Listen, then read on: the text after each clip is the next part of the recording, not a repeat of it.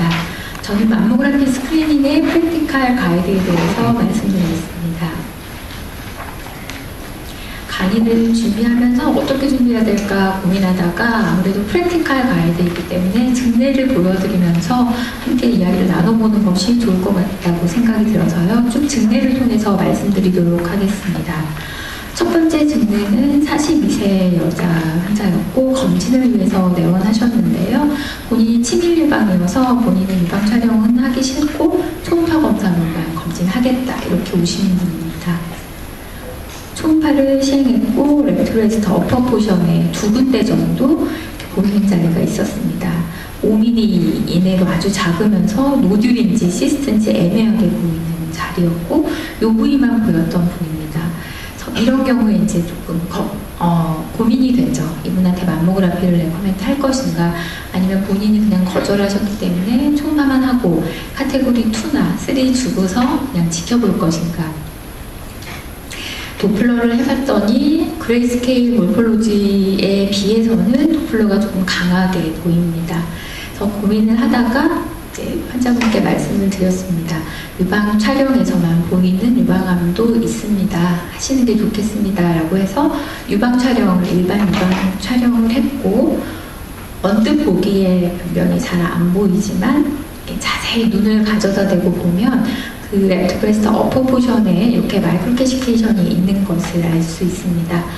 앞에서 초음파를 먼저 했었는데 그 자리하고 어느 정도 위치가 비슷한 것으로 생각이 되어서 다시 환자분을 초음파실로 모셔서 그 아까 봤던 자리에 마커를 붙이고 확대 촬영을 시행했더니 그 자리가 마이크로캐시테이션하고 일치하는 자리였고 이 자리가 에이티피컬 덕탈 하이퍼플라지아가 나왔고 나중에 이제 수술해서 DCIS로 진단된 케이스입니다. 그래서 이제 이 증례에서 아실 수 있듯이 유방 촬영은 반드시 필요한 검사이고 실제로 환자분들 굉장히 싫어하시고 불신이 굉장히 높은 게 사실이지만 이렇게 마이크로캐시테이션 같은 경우에는 다른 어떤 영상 검사도 대체할 수 없기 때문에 이런 부분이 있다는 점을 한번 설명을 하시고 너무 오랫동안 안 하시거나 하신 분들께는 반드시 추천하시는 것이 좋겠습니다.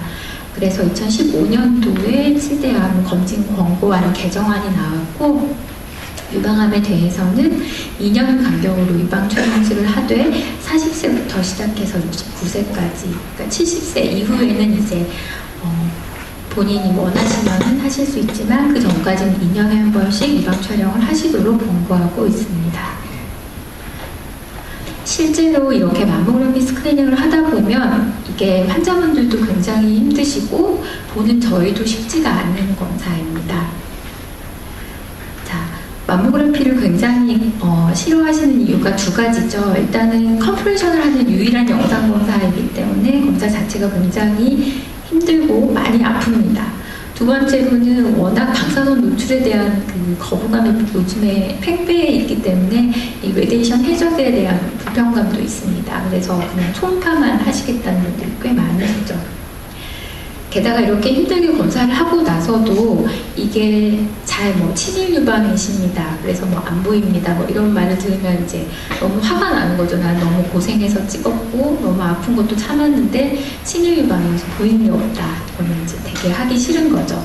그리고 이제 의료진 입장에서도 이게 정말 뭔가를 찾고도 이게 내가 제대로 리콜을 한 건가, 괜한 걸 한 게 아닌가라는 생각이 들기도 하고 또 그냥 정상이라고 보냈을 때도 왠지 찜찜하고 뭔가 놓치지 않았을까 하는 이런 위음성, 위양성 이런 결과들이 꽤 많은 검사입니다.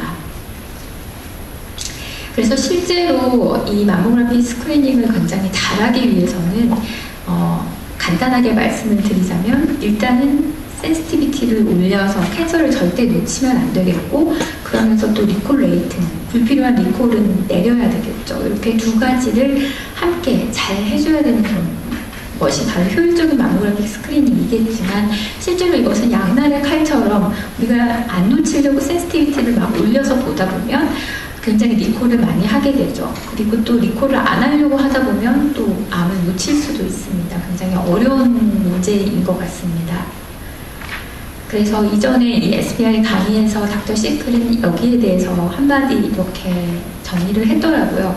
물론 두 가지를 잘 해야 되지만 둘 중에서 우리가 정말 그래도 좀 더 중점을 둬야 될 것은 트루 팔리티브를 놓치지 않는 것, 즉 캔서를 놓치지 않는 게 실은 더 중요하다는 겁니다.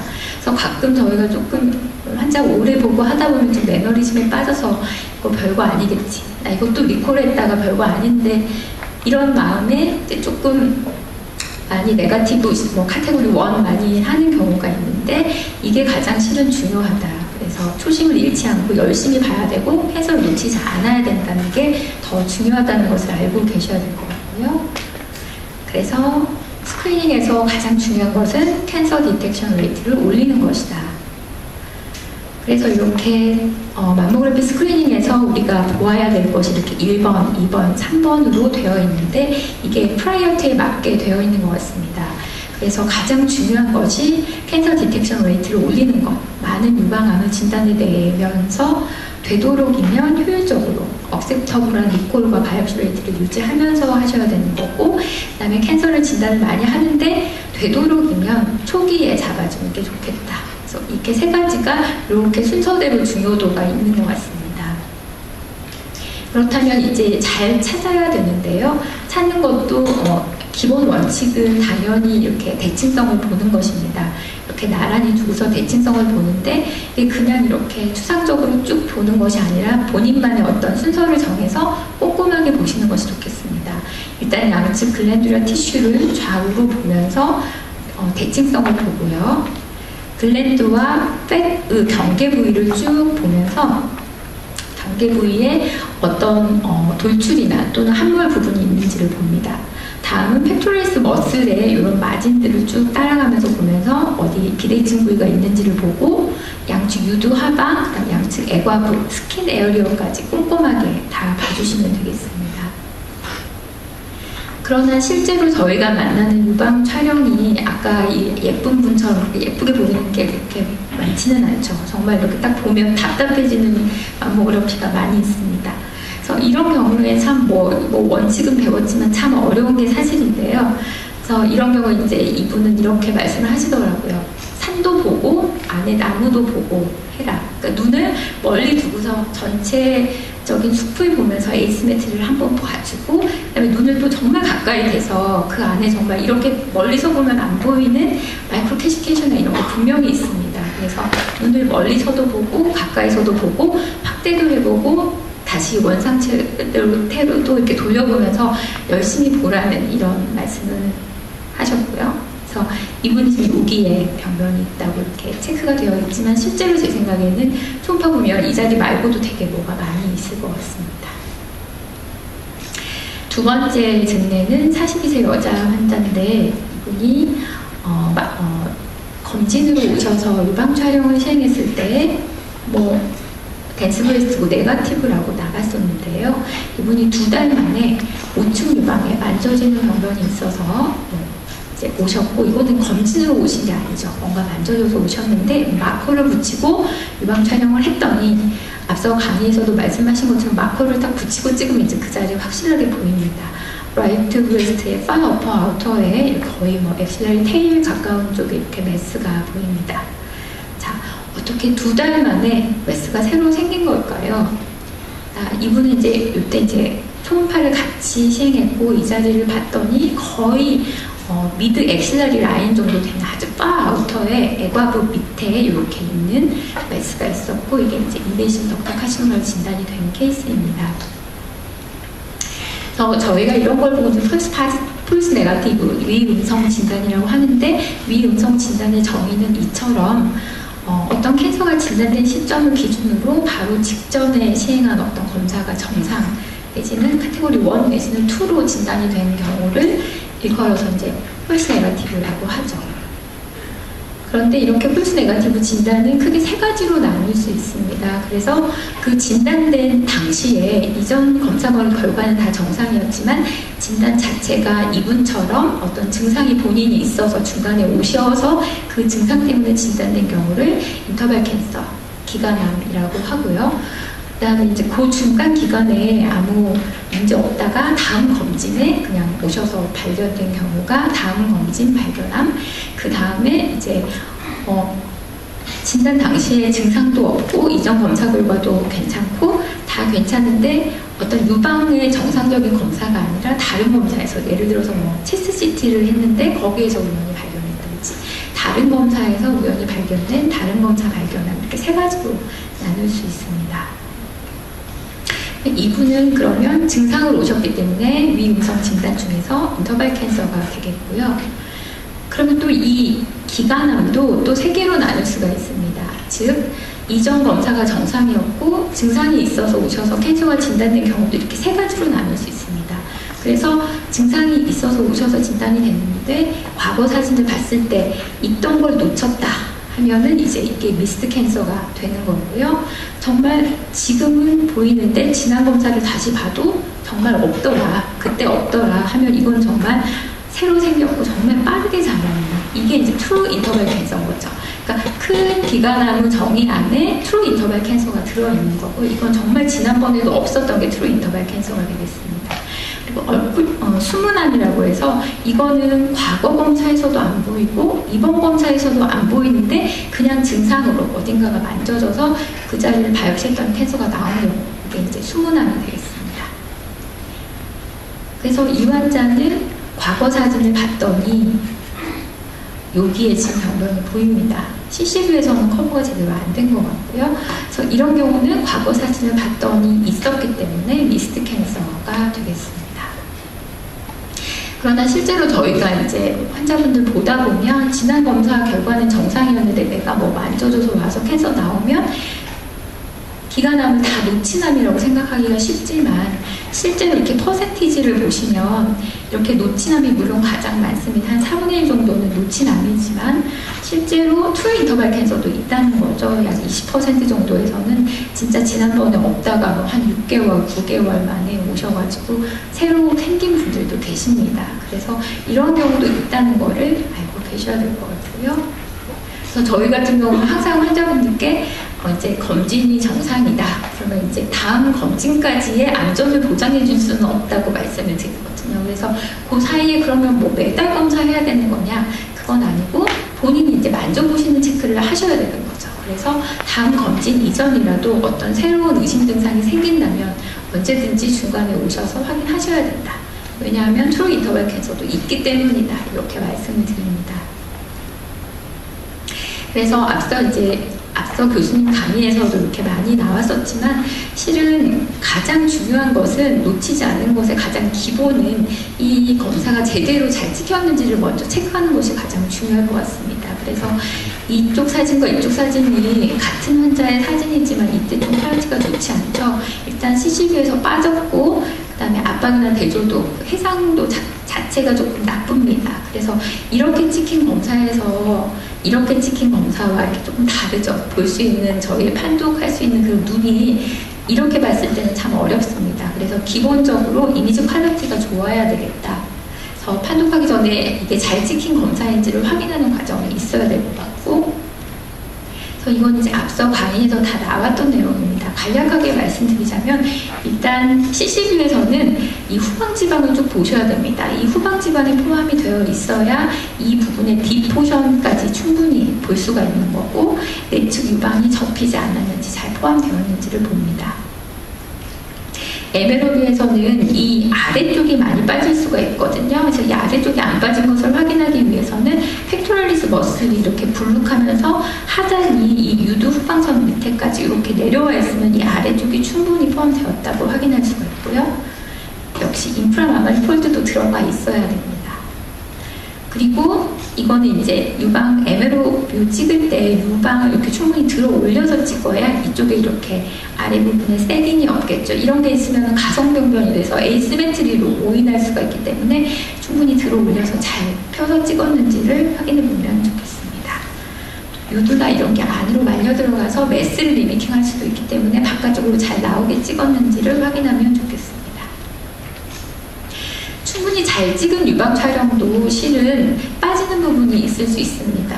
즉 거의 미드 엑셀러리 라인 정도 되는 아주 페리페럴 포션의 딥포션 이런 부분은 만물을 잘 찍어도 실은 안 들어갈 수가 있거든요. 그래서 환자분이 어떤 증상을 말씀하신다거나 대체로 초음파를 같이 하시는 경우에는 이 바깥쪽을 유심히 보시기 바랍니다. 그래서 보통 우리가 유방 촬영 보고서 너무 깨끗하면 초음파 볼 때 이건 별거 없겠지 하고 보지만 이 페리페럴 포션은 한 번 더 혹시 포함이 안 된 부분이 있을 수 있기 때문에 잘 봐주시는 게 좋겠습니다.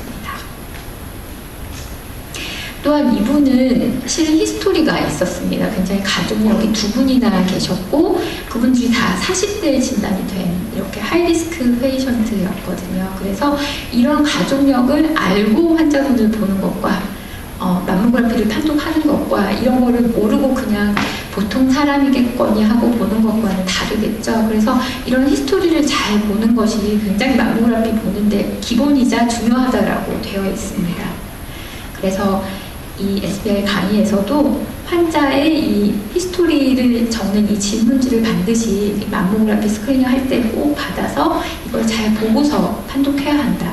그 이유가 이런 하이리스크 페이션트를 볼 수 있는 그런 이유도 있고 또 하나는 이전에 수술이나 트라우마나 바이옵시나 이런 걸 한 자리가 아키텍처럴 디스토전으로 보일 수 있는데 이런 것들도 그냥 별게 아닌 것과 감별하기 위해서 이런 것들까지 같이 적혀있는 이러한 설문지를 받는 게 좋다.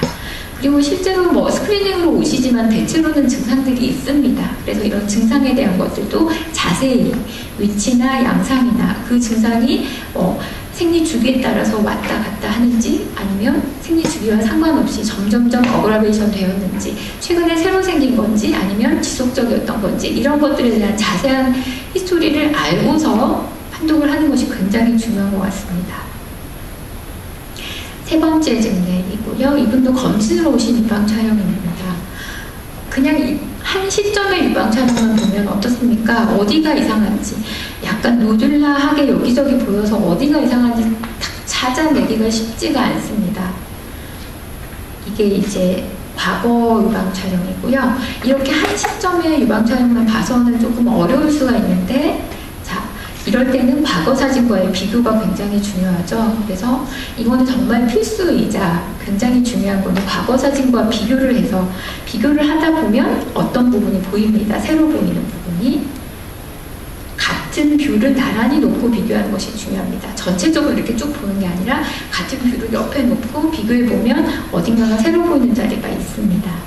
이렇게 전체적으로 이제서야 보면 이 자리 라이트 브레스트 어퍼 이너 포션에 이전에 없던 자리가 새로 생겼습니다. 디벨로핑 에시메트리라고 하고요. 그래서 여기서 굉장히 중요하다.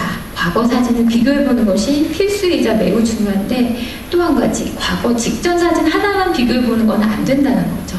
최소한 2개 이상은 과거 거를 나란히 놓고 봐라 이렇게 말을 했거든요. 그래서 캔서 디텍션 레이트를 올리기 위해서는 직전 사진 하나만 봐서도 안 되고 과거 사진을 최소 두 시기 이전 것까지 이렇게 2개를 나란히 봐라 라고 되어 있고 또 하나는 이렇게 같은 뷰를 나란히 놓고 봐라 그러면 훨씬 더 잘 찾을 수 있다 이렇게 되어 있거든요. 그래서 여러 과거 사진을 여러 번 보고 같은 뷰를 나란히 놓고 보면 잘 놓치지 않는다 잘 찾을 수 있다 이렇게 되어 있었습니다.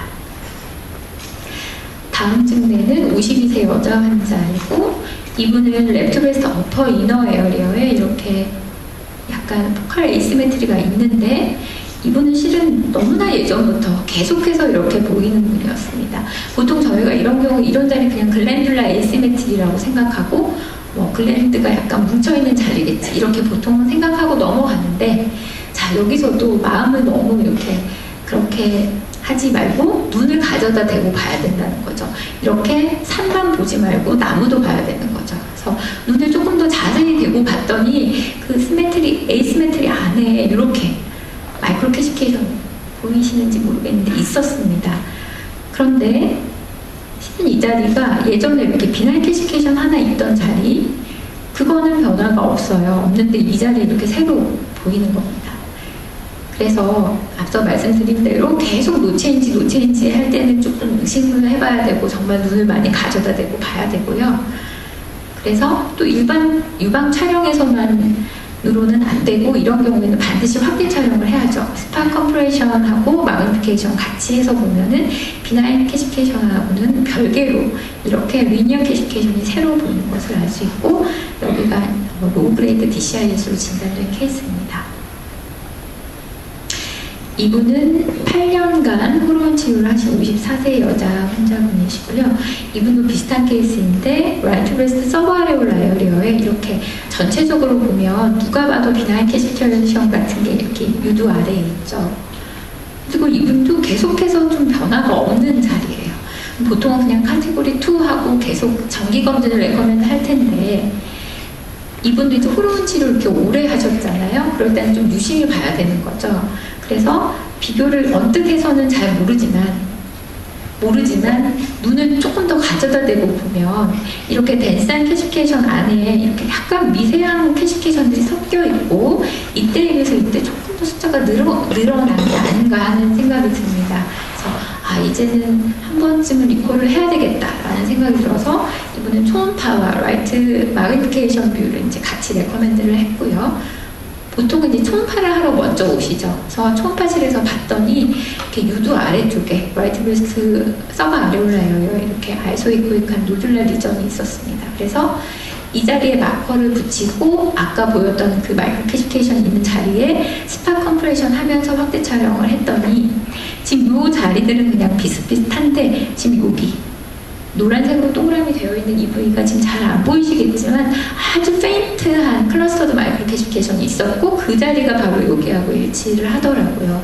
그래서 말씀드리고 싶은 것은 일반 유방 촬영에서 미세석회를 내가 충분히 봤다고 생각하시면 안 되는 게, 스파 컴프레션 마그니피케이션을 해보면 정말 새로운 어떤 게 딱 보일 때가 많습니다. 그래서 반드시 마이크로 캐시피케이션에 대해서 진단하실 때는 스파 컴프레션과 확대 촬영 같이 하셔서 내부에 혹시 더 보이는 파인딩이 있는지를 도와주시는 게 좋을 것 같고, 이 자리가 일치를 해서 이제 여기 만모톰, 아까 보이는 이 소노에서 보였던 이 자리에 대해서 만모톰 바이오시를 했더니 석회가 나고 뮤시너스 카시노마로 진단이 된 케이스입니다. 그래서 말씀드린 대로 일반 촬영에서는 이분도 이제 하신 말씀이, 일반 촬영에서 미세석회가 굉장히 그냥 별게 아닌 것처럼 보이는 자리도 실제로 확대 촬영을 해보면 이렇게 플레몰피즘이 보일 수가 있기 때문에 반드시 확대해서 정확하게 보실 것을 추천하였습니다. 이게 지금 일반 촬영에서 그냥 이렇게 저희가 확대해서 보는 거거든요. 이것과 스파 컴프레션을 해서 보는 거 다르거든요. 그래서 일반 촬영에서 그냥 모니터에서 이렇게 확대해서 보는 것과 또 스팟을 해서 보는 것은 다르다는 것을 알고 계셔야 될 것 같습니다. 또 한 가지 이제 중요한 것은 마이크로 캐시피케이션이 캔서인데도 굉장히 오랫동안 스테이블하게 비슷하게 계속 가는 경우가 있습니다. 그래서 변화가 없는 것이 그 서스피셔스한 몰폴로지를 이길 수 없습니다. 즉 몰폴로지가 나쁘면 계속해서 스테이블해도 이거는 뭔가 액션을 취해야 되는 것입니다. 그래서 여기서 뭐라고 말을 했냐면 스테빌러티의 유혹에 넘어가지 않도록 주의하라는 거거든요. 그래서 좀 나빠 보이는데 계속해서 변화 없다, 이럴 때는 확인을 하시는 게 좋습니다. 이게 마이크로 캐시피케이션만의 문제가 아니고 이런 노듈에서도 마찬가지인데, 이분은 라이트 브레스트 어퍼 포션에 이렇게 노듈라 리전이 있는데, 이분도 과거 사진에서 이 자리가 7년 전에, 무려 7년 전에도 있었습니다. 그런데 이게 이제 일반 촬영에서는 실은 차이가 있는 건지 조금 더 프라미넌트해진 건지 사람 눈으로 좀 감별하기가 어렵죠. 근데 여기도 확대 촬영으로 봤더니 어떻습니까? 이 마진이 서스피셔스하게 보이지 않으시나요? 약간 스피큘레이티드 되어 보이기도 하고, 이거는 캔서로 진단이 된 케이스입니다. 그래서 실제로 굉장히 슬로우 그로잉하는 그 캔서가 정말 스테이블해 보이지만 이게 캔서인 경우가 있기 때문에 의심스럽다면 반드시 액션을 취하시는 것이 좋겠습니다. 다음 증세는 50세 여자 환자이고, 이분은 이렇게 검진으로 시행을 했는데 CCV에서만 약간 에이시메트리를 보이고 MRO에서는 이게 어딘지를 잘 모르겠는 경우가 있죠.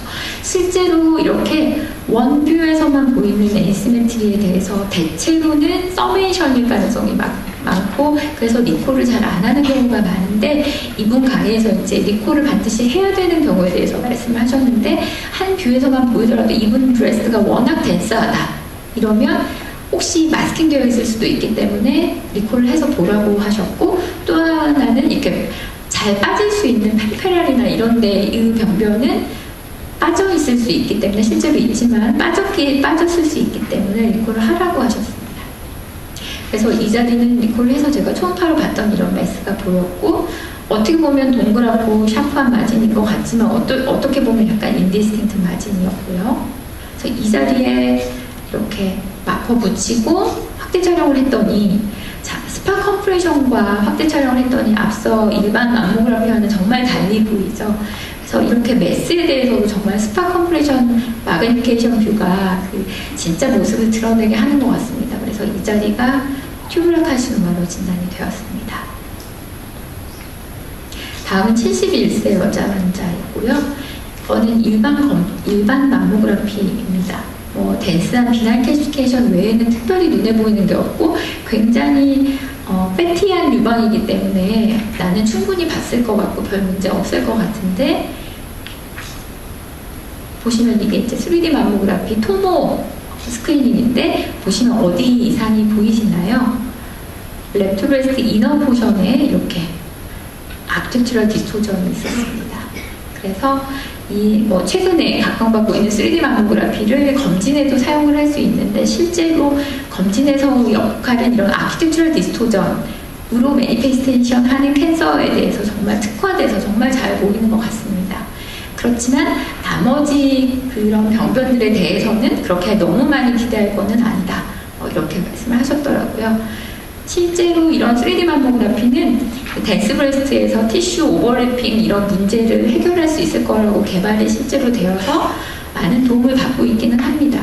그렇지만 저희 경험상 이제 저희가 모아서 한번 살펴보았더니 덴스 브레스트도 두 가지가 있죠. 헤테로지니어스 덴스라고 해서 안에 좀 팻이 들어있는 덴스 브레스트가 있고 익스트림리 덴스라고 해서 정말 안에 팻이 너무 없는 진짜 하얀 혼방 같은 그런 덴스 브레스트도 있죠. 근데 그런 익스트림리 덴스 브레스트에서는 그다지 캔서 디텍션의 일드가 없더라고요. 그래서 이게 실제로 연구를 해봤더니 그렇게 나오고 요즘에는 그래서 덴스 브레스트에서도 무조건 이 이제 토모가 다 유용한 것은 아닌 것 같습니다.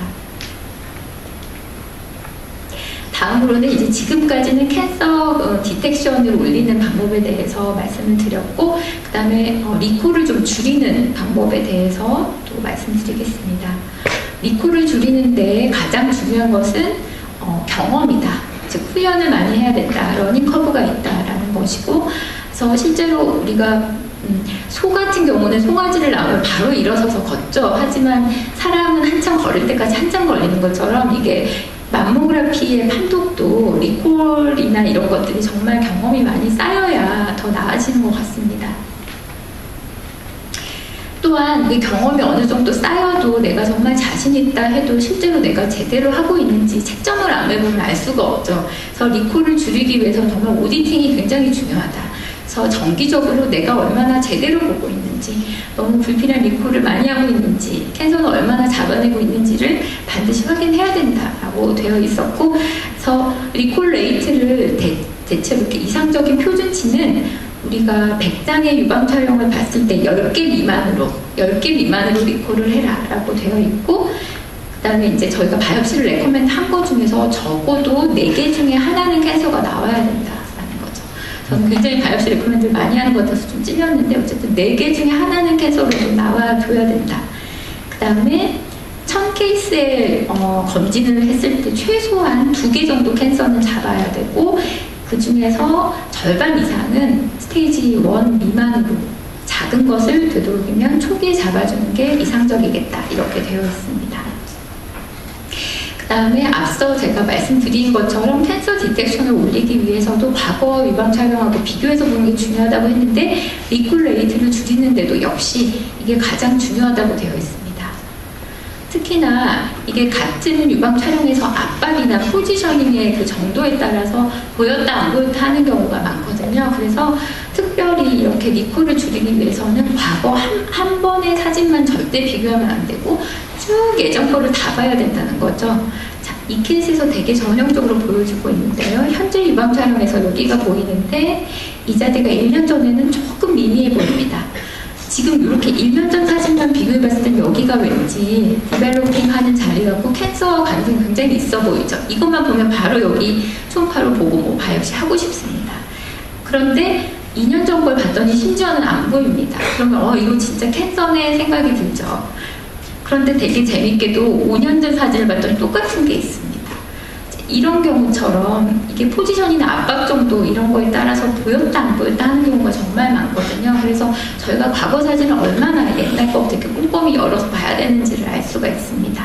이런 걸 잘하면 리콜을 확실히 줄일 수 있다는 거죠. 그래서 이전 논문에서 보시면 이 논문에서 어떻게 봤냐면 예전 거를 하나도 안 본 것과 과거 거 하나만 본 것과 2개 이상을 본 것을 비교를 했을 때 하나만 본 것은 유의하게 차이가 안 나고 2개 이상을 봤을 때 이게 확실하게 리콜 레이트를 줄이고 캔서 디텍션 레이트를 올리더라라고 되어 있습니다. 그래서 좀 번거로우시지만 과거 사진을 최소 2개 이상 아주 옛날 것부터 열어서 보는 것이 도움이 굉장히 많이 될 것 같고, 잘 아시는 이런 서메이션들은 감별을 어떻게 하면 될까요? 보통은 한 뷰에서만 보이고 이렇게 투명하게 보이면 보통 서메이션인데, 투뷰에서 보이더라도 이렇게 리플에서부터의 거리가 아예 다르고 확대해서 보면 내부에 이렇게 지나가는 백 덴시티가 다 보이죠? 이런 경우는 뭐 100% 서메이션입니다. 그 다음에 리콜을 줄이기 위해서 역시나 중요한 게 설문지, 환자 히스토리와 환자 뭐 증상이나 이런 것들에 대한 설문이 굉장히 중요해서 뭐 트라우마나 바이옵시나 뭐 이런 거 했던 자리라면은 불필요하게 리콜을 할 필요가 없겠죠. 그 다음에 또 한 가지 중요한 게 과거 영상을 직접 비교하는 것도 중요한데, 또 하나는 과거에 그 판독지를 다 열어서 좀 잘 읽어보라는 겁니다.